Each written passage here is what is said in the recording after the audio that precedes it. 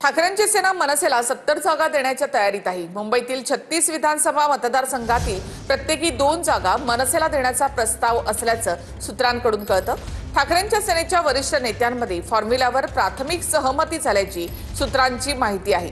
मनसेकडून महत्त्वाच्या मतदारसंघात किमान 3 जागांची मागणी करण्यात आली आहे। वरळी, शिवडी, दादर, माहीमध्ये मनसेकडून अधिक जागांची मागणी केली जाणार अशी माहिती सूत्रांकडून कळते। मुळात अजून शिवसेना आणि मनसे या युतीची ज्या दिवशी सन्माननीय राजसाहेब घोषणा करतील त्या दिवशी मला वाटतं आपल्या सगळ्या प्रश्नांना उत्तर देता येईल। अजून अशा प्रकारची कुठलीही घोषणा किंवा निर्णय हा सन्माननीय राजसाहेबांनी जाहीर केला नाहीये, त्यामुळे या गोष्टीमध्ये बोलण्यास मी असमर्थ आहे। ज्या दिवशी जाहीर करतील त्या दिवशी आपल्या सगळ्या प्रश्नांचे सविस्तर उत्तर देईन।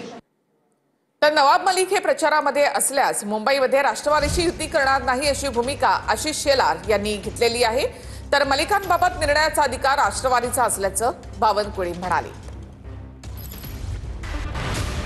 महापालिका निवडणुकीमध्ये नवाब मलिक राष्ट्रवादीच्या प्रचारामध्ये असल्यास मुंबईमध्ये महायुतीत राष्ट्रवादी नको अशी भूमिका आशिष शेलार यांनी घेतली आहे।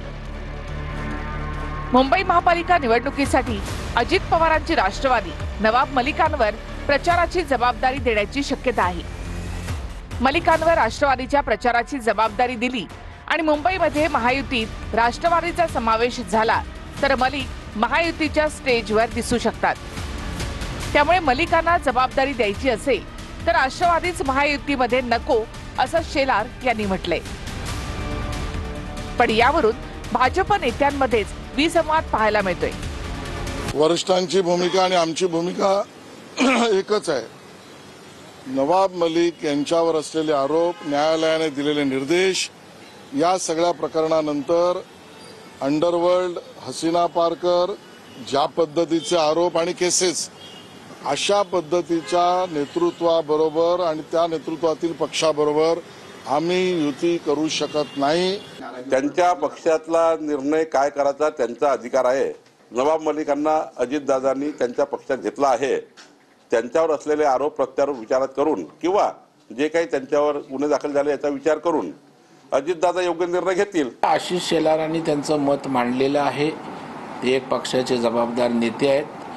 पक्ष म्हणून त्या ठिकाणी या संदर्भात मुंबई अध्यक्ष असतील, प्रदेशाचे अध्यक्ष असतील आणि माननीय देवेंद्रजी या ठिकाणी स्पष्ट भूमिका त्या ठिकाणी करतील। मलिकांवरून आशिष शेलारांनी मांडलेल्या भूमिकेमुळे विरोधकांनी भाजपवर टीका केली आहे। नवाब मलिकांचा पाठिंबा, नवाब मलिकाच्या पक्षाचा पाठिंबा राज्यात तुम्हाला चालतो। तुमच्या आशीर्वादानं नवाब मलिक जेलच्या बाहेर आहेत। तुम्ही ज्या नवाब मलिकांना देशद्रोही म्हणत होते, याच नवाब मलिकाला तुमच्या अजितदादाच्या पक्षाने तिकीट दिलं। मला वाटतं हा दुटप्पीपणा आहे, भारतीय जनता पार्टीचा ढोंगीपणा आहे। नवाबभाईंनी काही केलं नाही, त्यांच्यावर खोटे नाटे आरोप झाले हे ते पहिल्या दिवसापासून सांगतात। पण भारतीय जनता पक्षाने सिलेक्टिव्हली नवाबभाईंच्या बाबतीत दरवेळी स्टँड बदललेला। जेव्हा राष्ट्रवादी काँग्रेस पक्ष त्यांनी भारतीय जनता पक्षाने फोडली तेव्हा त्यांना नवाबभाई चालले, पण जेव्हा ह्यांना सोयीचं नसतं तेव्हा ते नवाबभाईंना दूर करतात। त्यांनी त्यांच्या भूमिकेवर पक्क राहावं। त्यांच्या सारख्या भूमिका बदलणाऱ्या पक्षाच्या आणि त्यांच्या नेत्याबद्दल काय बोलावं। देवेंद्र फडणवीसांनी जोपर्यंत वेगळा विदर्भ होणार नाही तोपर्यंत लग्न करणार नाही असंही म्हटलं होतं, त्याचं काय झालं ते आपण बघतोय।